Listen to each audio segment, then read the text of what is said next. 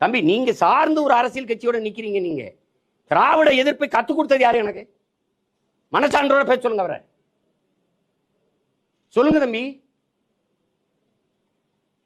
தமிழ் மண்ணில் அவர் எழுதி வந்த தாய் மண்ணில் ஐயா ரவிக்குமார் அவர்கள் பெரியாரை பற்றி தொடர்ச்சியா கட்டுரை எழுதி வந்தாரா இல்லையா? அன்னைக்கு அன்னை சுவீரபாண்டியன் என்ன தம்பி இப்படி நாங்கள் தமிழ் பாதுகாப்பில் இருக்கோம், என்ன தம்பி இப்படிலாம் வருதுன்னு போன நான் வன்னியர்கிட்ட கேட்டேன். அவன் ஒரு இதை எடுத்து காட்டுறான். ரவுக்கு துணி ஏன் விலை ஏறி போச்சுன்னா பள்ளச்சி பறிச்சுலாம் ரவுக்க போட ஆரம்பிச்சா விலை ஏறாதான்னு பெரியார் கேட்டதை எடுத்து காட்டுறான். இதுக்கப்புறம் எப்படி அவரை போகிறது? இன்னைக்கு நீங்க எல்லாம் பெரியாரிஸ்ட், நாங்க பெரியாருக்கு எகென்ஸ்ட். அந்த கயவர்களை பார்த்து சொல்லுகிறேன், உனக்கு கை தட்டுவதற்கு உன்னை சுற்றி 100 பேர் இருக்கலாம், கலைஞருக்காக உயிரையும் கொடுப்பதற்கு கோடி பேர் இந்த நாட்டில். யாரை பற்றி யார் பேசுவது? கலைஞரை பற்றி பேசுவதற்கு என்ன தகுதி இருக்கிறது உனக்கு? எத்தனை தொகுதிகளில் போட்டியிட்டால் என்ன? ஒரு தொகுதியில் கூட டெபாசிட் வாங்குவதற்கு துப்பில்லாத நீ 5 முறை முதலமைச்சராக இருந்த தலைவர் கலைஞரை பற்றி பேசுகிறாய். நாங்கள் எச்சரிக்கிறோம், கண்ட கண்ட நாய்கள் எல்லாம் கலைஞரை பற்றி பேசுவதற்கு இனி இந்த நாடு அனுமதிக்காது. எதிர்த்த குரல் எழுந்து ஒலிக்க வேண்டும். கலைஞர் இன்னும் சாகவில்லை என்பது அந்த கயவர்களுக்கு புரிய வேண்டும். எனவே கலைஞரை பற்றி பேசினால் என் தந்தையை பற்றி, நம் உறவுகளை பற்றி, நம்மை பற்றி இழிவாக பேசுவது. கடைசியா என்ன சொல்கிறார்கள்? இது நாங்கள் எழுதிய பாட்டு இல்லை. சண்டாளன் என்றால் என்ன என்றே தெரியாது. இவர்களுக்கு வாயில் விரல் வைத்தால் கடிக்க தெரியாது. சண்டாளன் என்றால் என்ன என்று உனக்கு தெரியாதா? நண்பர்களே, இதுவரையில் நான் நீ அவன் என்று யாரையும் பேசியதில்லை.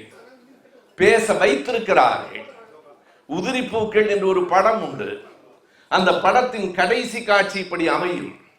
அந்த வில்லன் அவனை எல்லோரும் அந்த கிராமமே சேர்ந்து கடலை ஒரு ஆற்றை நோக்கி அழைத்து கொண்டு போகும். அந்த வில்லனுக்கு நீச்சல் தெரியாது. போ, ஆற்றுக்குள் போ என்று சொல்லுகிற போது அவன் கடைசியாய் ஒரு வரி சொல்லுவான், நான் எத்தனையோ கெடுதல்களை இந்த ஊருக்கு செய்திருக்கிறேன், எல்லாவற்றிலும் மிகப்பெரிய கெடுதல் என்ன தெரியுமா? இந்த ஊரில் நான் மட்டுமே கெட்டவனாக இருந்தேன், இன்றைக்கு இத்தனை கெட்டவர்களை உருவாக்கி விட்டு போகிறேன் என்கிறான். என்னையும் மேடையில் நீ நான் என்று பேச வைத்த அந்த நாய்களுக்கு கடுமையாய் நம்முடைய கவனத்தை, கண்டனத்தை தெரிவிப்பதற்காக கூடியிருக்கிறோம். என்ன சொல்லுகிறார்கள் எங்களுக்கு தெரியாது. ஏன் தெரியாது?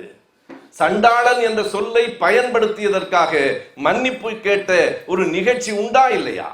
இதே சீமான் எழுதியிருக்கிற திரைப்படத்தின் கதை வசனத்தில் எனக்கு பொருள் தெரியாது என்று சொல்லி நீங்கள் வெளியில் வந்தீர்கள். இப்போதும் கேட்கிறேன், மிகப்பெரிய வீரர்கள் என்கிறீர்களே, பிறகு ஏன் வருத்தம் தெரிவித்து மன்னிப்பு கடிதம் எழுதி கொடுத்து விட்டு, இன்னமும் நான் வெளிப்படையாக சொல்லுகிறேன், கோவித்துக் கொள்ளாதீர்கள், என் ஆண் உறுப்பில் பல பழுது ஏற்பட்டு விட்டது, எனவே எனக்கு ஜாமீன் வேண்டும் என்று சொன்னவன் தானே வெளியே வந்து சாட்டை சவுக்கென்று பேசுகிறார். அதுதானே உண்மை. நான் பேசவில்லை. யாரோ எழுதிய பாட்டு, யாரோ இசையமைத்தது. எங்களுக்கும் அதற்கும் தொடர்பில்லை. உனக்கு தொடர்பில்லை என்றால் ஏன் பேசுகிறாய்? நீ எழுதவில்லை என்றால் எந்த கடிசடையாக இருந்தாலும் மேடையில் நீ பேசுவாயா? அதிலும் இந்த மாவீரர் கேட்கிறார், நீங்கள் வெறும் பிள்ளை பூச்சியை பிடித்து விட்டீர்கள், தேள் பாம்பிடம் வருவீர்களா? நீ தேள் தான் பாம்பு தான் என்று எங்களுக்கு தெரியும். தேளையும் பாம்பையும் ஒடுக்க வேண்டிய நேரம் வந்துவிட்டது என்பதும் எங்களுக்கு தெரியும். புலி சிங்கம் என்று வேறு தன்னை சொல்லிக் கொள்ளுகிறார். புலிக்கும் சிங்கத்துக்கும் இவர் பேசுவது புரிந்தால் கடித்து குதறிவிடும். யாரை பார்த்து யாரோடு ஒப்பிடுகிறாய் என்கிற கோபம் வரும். நான் இப்போது சொல்லுகிறேன், இந்த மேடையில் சொல்லுகிறேன், என்னை கைது செய்து பார், என் மீது வழக்கு போட்டு பார் என்று சவால் விடுத்த சீமானுக்கு இந்த மேடையில் இன்னொரு சவாலை நான் இப்போது வெளியே சொல்லுகிறேன்.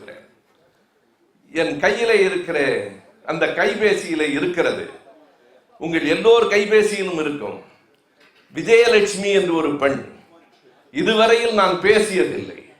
என்னை கேட்டபோது கூட அது அவருடைய சொந்த செய்தி, நான் அரசியல் மட்டுமே பேசுவேன் என்று சொன்னேன்.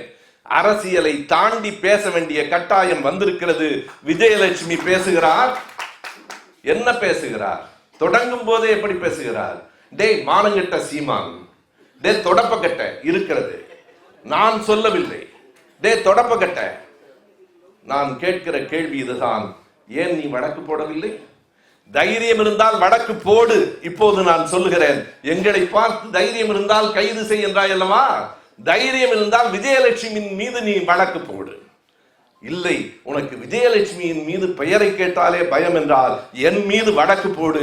நான் அதே வரியை மறுபடியும் இந்த மேடையிலே சொல்லி இருக்கிறேன், என் மீது வழக்கு போடு, சந்திக்கலாம்.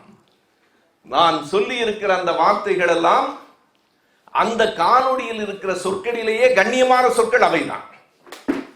மற்றவைகளெல்லாம் அதை விட மோசமானவை. எனக்கு சொல்ல கூசுகிறது, நான் சொல்லவில்லை. எத்தனை பேர், 2,10,000 பேர் காலையில கேட்டிருக்கிறான். நம்முடைய தலைவர் தளபதியை பார்த்து அந்த சீமான் கேட்கிறார், உங்களுக்கு வெட்கமாக இல்லையா என்று. நான் கேட்கிறேன், 2 லட்சம் பேர் உன்னை தொடப்ப கட்ட மானங்கட்டவனேன்னு ஒரு பொண்ணு அழைச்சிருக்கிறாளே, உனக்கு வெட்கமாக இல்லை? உனக்கு சூடு சுரணி இல்லை? நீ ஒரு மான நட்ட வழக்கு போட்டாயா? போட முடியாது. அது மானம் உள்ளவர்கள் மட்டும்தான் அப்படி ஒரு வழக்கு போட முடியும். சீமானால் போட முடியாது.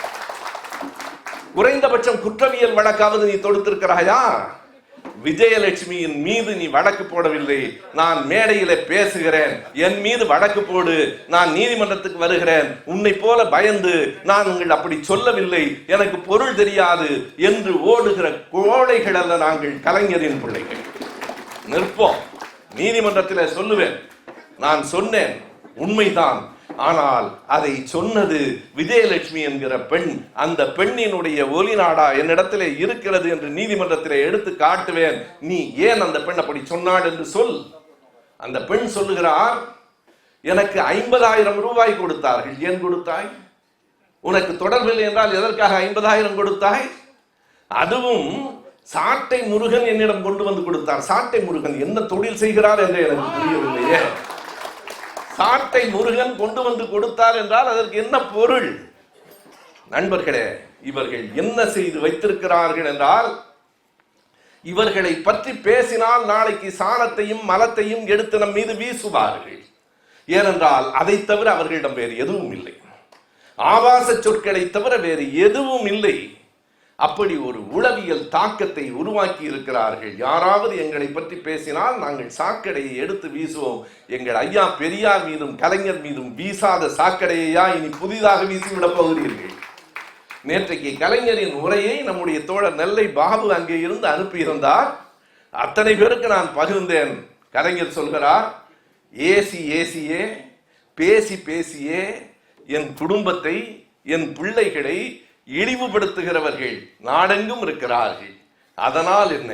ஒரு மரம் இருக்கிறது என்றால் மரத்தை நோக்கி சாணத்தை வீசினால், மரத்தை நோக்கி மலத்தை வீசினால் அந்த மரம் அதை உரமாக எடுத்துக்கொண்டு வளர்வதை போல நானும் வளர்வேன் என்று சொன்ன தலைவன் எங்கள் தலைவன். எனக்கு தெரியும், நாளை காலையிலிருந்து நான் தான் அவர்களுக்கு பொருள். இங்கே இருக்கிற அத்தனை காணொளிகளும் அவர்கள் வேறொன்றும் இல்லை. நான் பேசிக் கொண்டிருக்கிற போதே கலைஞர் தொலைக்காட்சியில் நேரலையில் போய்கொண்டிருக்கிறது. நல்லது, கேளுங்கள். இன்னமும் எத்தனை இழி சொற்கள் அவர்களிடம் இருப்பு இருக்கிறது என்பது நாளைக்கு தெரிந்துவிடும். எத்தனை நாள் திட்டுவீர்கள்? நான் துணிந்துதான் வந்திருக்கிறேன். உங்களினுடைய ஆபாச சொற்களை எதிர்கொள்ள முடியும். ஆபாச சொற்களை மட்டுமல்ல, வன்முறையில் இறங்குகிற ஒரு லும்பன் கூட்டம் அது. எனக்கு தெரியும்.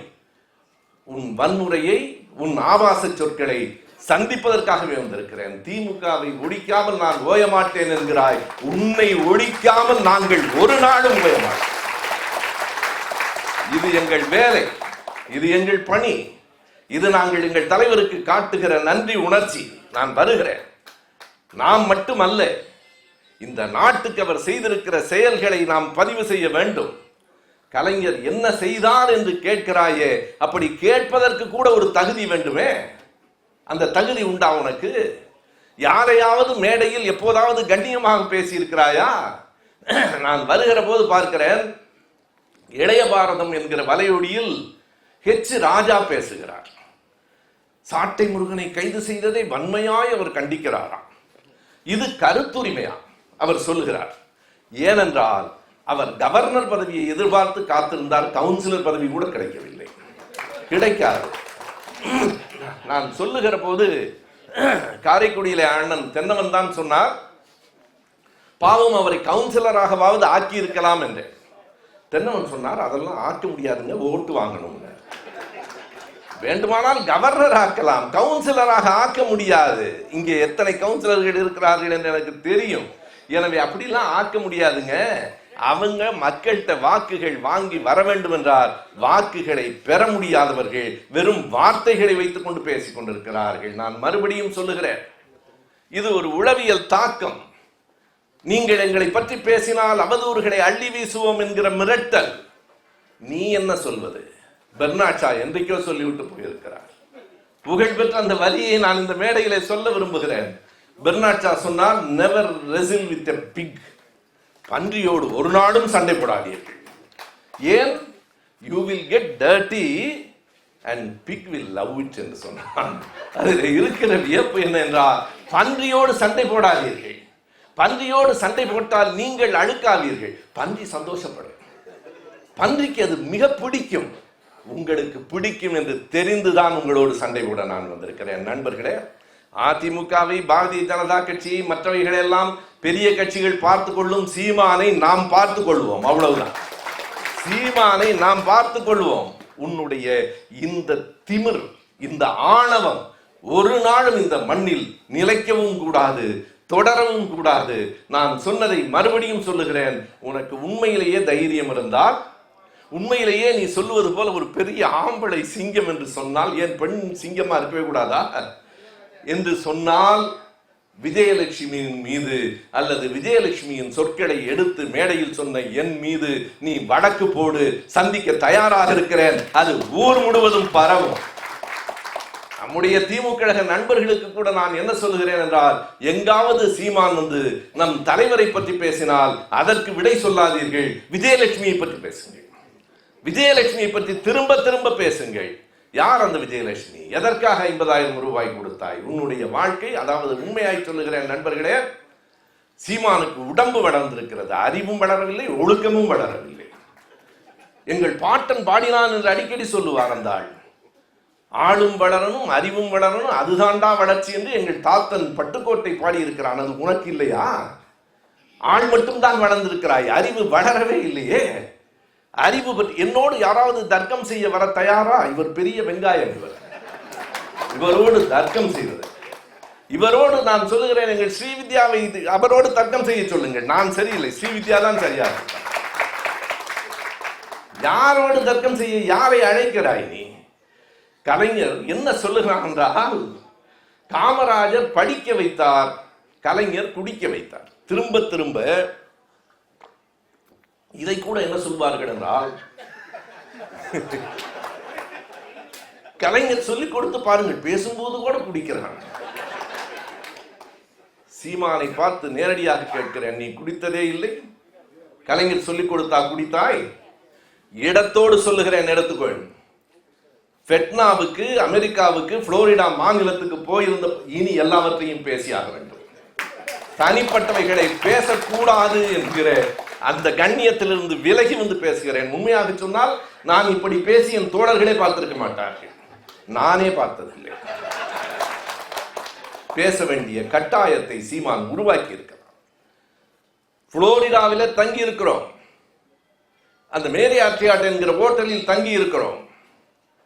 நண்பர் தங்கர் பச்சான் வந்திருக்கிறார், நான் போயிருக்கிறேன், நர்த்தகி நடராஜ் வந்திருக்கிறார். இரவு 10 மணி ஆயிற்று, 11 மணி ஆயிற்று, பேசிக் கொண்டிருக்கிறோம். சாட்சியோடு நான் சொல்லுகிறேன். சீமான் சொல்லுகிறார், அண்ணனை கொண்டு போய் ரூம்ல விடுங்க, அவர் தூங்கட்டும். எனக்கு தெரியவில்லை, உண்மையாய் அப்பாவியா இருந்தேன். வேண்டாம், பேசிட்டு இருக்கலாம், எப்பாவது வந்து. அவர்கள் என்னை அனுப்புவதில் குறியாக இருக்கிறார்கள், நான் பேசுவதில் விருப்பமாக இருக்கிறேன். எந்த ஹோட்டல், எந்த ஊர் என்று சொல்லி இருக்கிறேன். கடைசியாய் சாட்சியும் சொல்லுகிறேன். எப்படியாவது நீங்க போங்க அண்ணா, நீங்க தூங்க, நீங்க தூங்க. என்னை தூங்க வைப்பதில் அவ்வளவு ஆர்வம். தூங்கியதற்கு பிறகு நான் காலையில அதிகாலையில எழுந்து விடுகிறவன், நடைபயிற்சிக்கு போகிறவன். நண்பரிடத்துல கேட்கிறேன், அந்த நண்பர் பெயரை கடைசியா சொல்லுகிறேன். அவர் கேட்டுக்கொண்டிருப்பார். என்ன அவர்களெல்லாம் வருகிறார்களா நடைபயிற்சிக்கு என்று? அவர் சொன்ன விட எனக்கு அதிர்ச்சியாக இருந்தது. அவங்க இப்பதானே தூங்க ஆரம்பிச்சிருக்காங்க. ஏன் இரவெல்லாம் பேசிட்டு இருந்தாங்களா? விடுங்கய்யா விடுங்கய்யா, அது நீங்க வேண்டான்னு தான் உங்களை அனுப்புறாங்க எல்லாம் இப்பதான் தெரியும்னார். ஓ, இரவு முழுவதும் நீதான் உன்னுடைய கொள்கை அறிக்கையில் மது அருந்தக்கூடாது என்று எழுதி வைத்திருக்கிறாயே, எவ்வளவு பெரிய ஏமாற்றுக்காரன் நீ. ஒரு நாள் அதுவும் அடுத்த நாள் யார் சாட்சி என்றால் அவருடைய பெயர் வாஷிங்டன் சிவா. இல்லை என்று சொல்லுங்கள், நான் பெயரோடு தான். ஏனென்றால் ஏன் நான் அவர் பெயரை சொல்லுகிறேன் என்றால் அவர் சீமானை பார்த்து பயப்படுகிறவர் இல்லை. வாஷிங்டன் சிவா அதற்கு சாட்சி. அவர்தான் என்னை அடுத்த நாள் காலையில் வந்து எழுப்பியவர். இந்த சீமான் இப்போது ஒரு உண்மையை ஒப்புக்கொள்ளுகிறார். கலைஞர் குடிக்க வைத்தாராம். இவர் என்ன செய்திருக்கிறார்? காலையில எழுந்து 2 மொந்தை கல்லை நானும் எங்க அண்ணன் எங்கேயா இருக்கான், ரவி அதோ இருக்கு, அவன் அண்ணனை வேற, அந்த அண்ணன் வேற ஏன்டா இவனோட பிறந்தோம்னு. காலையில எழுந்து 2 மொந்தை கல்லை குடிச்சிட்டு கல்லூரிக்கு போய் வருகை பதிவை கொடுத்துட்டு திரும்ப வந்து சினிமா பார்த்துட்டு புரோட்டா சாப்பிட்டு வீட்டுக்கு போவோம். எப்படி அறிவு வளரும் உனக்கு? ஏன் அறிவு வளரலன்னு இப்ப புரியுதா? நான் கள்ளும் குடித்ததில்லை, மதுவும் குடித்ததில்லை. கலைஞர் உன்னை குடிக்க வைக்கவில்லை, நீ குடித்தாய். நீ குடித்தாய். கலைஞரா பொறுப்பு? திரும்ப திரும்ப இப்போது கூட நான் பெரியார் திடலில் பேசினேன். கொட்டு மழையில் ராஜாஜி வந்து கலைஞரை கேட்டுக்கொண்டார். இல்லை, ராஜாஜி வந்த போது மழை கொட்டியது, அவ்வளவுதான். மாற்றி சொன்னாரு. மது கூடாது என்று அவர் சொன்னார். கலைஞர் என்ன குறிப்பிட்டார் என்றால், விரைவில் நான் மூடிவிடுவேன் என்றார். சொன்னதை செய்தவர் கலைஞர். மறுபடியும் உங்கள் எம்ஜிஆர் தானே திறந்தார். நான் யாரோடும் கூட்டணி சேர மாட்டேன், நான் தன்னன் தனியாகத்தான் இருப்பேன். இப்போது ஏன் எல்லோரிடத்திலும் கையேந்துகிறாய்? அதிமுக ஓட்டு எனக்கு தான் வரும், தேமுதிக ஓட்டு எனக்கு தான் வரும். நீ என்ன பேசினாய் எடப்பாடியை பற்றி? கலைஞரை பற்றி மட்டும்தான் பேசியிருக்கிறாயா? எடப்பாடியை பற்றி என்ன பேசினார் என்பது எடப்பாடிக்கு நினைவூட்ட வேண்டும். ஏனென்றால் எடப்பாடி இது கருத்துரிமை என்கிறார். எடப்பாடியை பற்றி சீமான் சொன்ன வரி, எடப்பாடி என்றால் என்ன பொருள்? இடையில் வந்த பாடி என்று பொருள். பெயரை இப்படி பிரித்தால் நான் கேட்கிறேன், சீமான் என்றால் என்ன பொருள்? சீமான் என்று பொருளா என்று கேட்கிறேன். பிரிக்கலாமா? எடப்பாடி என்றால் இடையில் வந்த பாடி என்றால் சீமான் என்பதை பிரித்து பொருள் சொல். கேப்டன் என்கிறார்களே, அவர் கபடி டீமுக்கு கூட கேப்டனாக இருந்ததில்லை. சொன்னாயா இல்லையா? இப்போது அந்த அம்மையாரை பார்த்து, நீங்கள் விஜயகாந்த் கேப்டனுக்காக நான் ஓட்டு கேட்டிருக்கிறேன், நீங்கள் எனக்கு வாருங்கள். எதற்காக? நீதான் கூட்டணி சேருவதில்லையே, தம்பி விஜய் முடிவு செய்யட்டும், காத்திருக்கிறேன். ஏன் காத்திருக்கிறாய்? நீதான் யாரோடும் கூட்டணி சேர மாட்டாயே, எதற்காக காத்திருக்கிறாய் என்றால், அப்படியாவது டெபாசிட் வருமா என்று பார்க்கிறாய். அதுதானே. 40 தொகுதிகளில் நிற்பது பெரிதில்லை, 40இல் ஒரு தொகுதியிலாவது உன்னால் டெபாசிட் வாங்க முடியுமா? எங்கள் தலைவர் என்றைக்கு உனக்கும் அவருக்குமான வேறுபாடு சொல்லட்டுமா? இதுவரைக்கும் நீ தேர்தலில் வென்றதே இல்லை, இதுவரைக்கும் அவர் தேர்தலில் தோற்றதே. கலைஞர் குடிக்க வைக்கவில்லை, நீ குடித்தாய். திரும்ப திரும்ப சொல்லுகிறாயே, கலைஞர் படிக்க வைக்கவில்லையா? இதோ புள்ளி விவரத்தை நான் தருகிறேன், நேரம் இருந்தால் குறித்துக்கொள். குறித்துக்கொண்டு பிறகு திட்டுவதுதான் உங்களுக்கு வேலை. குறித்துக்கொள். காமராஜர் காலத்திற்கும் கலைஞர் காலத்திற்கும் பள்ளிக்கூடங்களும் வசதிகளும் எவ்வளவு கூடின என்கிற புள்ளி விவரத்தை அரசின் பதிவாக சட்டமன்றத்தில் இருக்கிற புள்ளி விவரத்தை நான் தருகிறேன். என் நினைப்பிலிருந்து சொல்லவில்லை. காமராஜர் 6000 பள்ளிக்கூடங்களை திறந்தார், உண்மைதான். யார் மூடிய பள்ளிக்கூடங்களை திறந்தார்? ராஜாஜி மூடிய பள்ளிக்கூடங்களை காமராஜர் திறந்தார் என்று வரலாற்றை சரியாக சொல்லுங்கள். 6000 பள்ளிக்கூடங்களை காமராஜர் திறந்தார். அதற்கு பிறகு பள்ளிக்கூடங்கள் திறக்கப்படவே இல்லையா? தமிழ்நாட்டில் அதற்கு பிறகு கல்வி வளர்ச்சியே இல்லையா? காமராஜருடைய காலம் முடிகிற போது தமிழ்நாட்டில் இருந்த தொடக்க பள்ளிகளின் எண்ணிக்கை 34,712. கலைஞர் வந்ததற்கு பிறகு அந்த பள்ளியின் அடுத்த ஆண்டே அந்த பள்ளிகளின் எண்ணிக்கை 35,526. 800 தொடக்க பள்ளிகள் எங்கே? கிராமங்களில். எங்கள் தலைவர், எங்கள் கலைஞர், எங்கள் முத்தமிழ் அறிஞர் தமிழ்நாடு முழுவதும் பள்ளிக்கூடத்தை கொண்டு சென்ற ஒரு கல்வியாளர் யாராவது இல்லை என்று சொல்ல முடியுமா உன்னால்? 666 மேல்நிலை பள்ளிகளில் 11வது 12வது படிக்கும் வகுப்பு மாணவர்களுக்கு 112 கோடி ரூபாய் செலவில் 99ஆம் ஆண்டு கணிப்பொறிகளை கொண்டு வந்து அறிமுகப்படுத்தியவன் எங்கள் தலைவன் தான். நான் சொல்லுவது அனைத்தும் அரசின் புள்ளிவிவரம். நான் பள்ளிக்கூடத்தின் எண்ணிக்கையையும் தொகையையும் நினைவிலிருந்து சரியாக சொல்லுகிறேன். ஒரு முறைக்கு பல முறை சரிபார்த்து விட்டு சொல்லுகிறேன். அவர் செய்ததை போல இன்றைக்கு நீ ஆடு மாடு கோழி பற்றி எல்லாம் பேசுகிறாய் இல்லையா? நான் தான் உயிரினங்களை பற்றி பேசுகிறேன். உன் கருணை எல்லாம் எங்களுக்கு தெரியும். உன்னுடைய அன்பு, உன்னுடைய கருணை, பலரிடத்தில் உனக்கு கருணை உண்டு. நான் திருமணம் செய்து கொண்டால் ஒரு விதவை பெண்ணைத்தான் திருமணம் செய்து கொள்வேன். சொன்னது உண்மையா இல்லையா? ஏன் அப்படி சொன்னார் என்பதை இப்போது திருச்சி சூர்யா, அவர் பாரதிய ஜனதா கட்சியில் இருக்கிறார், நம்முடைய மதிப்பிற்குரிய நண்பர் சிவாவின் மகன், அது வேறு. சூர்யாவுக்கு தான் பல செய்திகள் தெரிந்திருக்கின்றன, நமக்கு தெரியாது. சூர்யா சொல்லுகிறார், ஏன் விதவை பெண்ணை திருமணம் செய்து கொள்வேன் என்று எனக்கு தெரியாது. பொறுப்பு சூர்யா.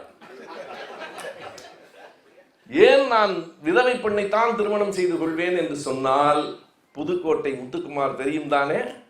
படுகொலை செய்யப்பட்ட முத்துக்குமார், இவர்களுக்கு முன்னால் தமிழ் தேசியத்தை முன்னெடுத்த முத்துக்குமார், படுகொலை செய்யப்பட்ட பிறகு அவருடைய மனைவியை யார் மணந்து கொள்வது என்று சீமானுக்கும் சாட்டை முருகனுக்கும் போட்டி நடந்தது என்று சூர்யா சொல்கிறார். எனவேதான் விதவை பெண்ணை திருமணம் செய்து கொள்வது. சாட்டை முருகன் திருமணம் செய்து கொண்டு விட்டார். அதற்கு பிறகு சீமான் சொன்னார், நான் ஒரு ஈழப்பெண்ணைத்தான் திருமணம் செய்து கொள்வேன். ஏனென்றால் அப்போது ஈழப்பெண்ணோடு தொடர்பு இருந்தது என்று சூர்யா சொல்லுகிறார். சூர்யா தான் பொறுப்பு.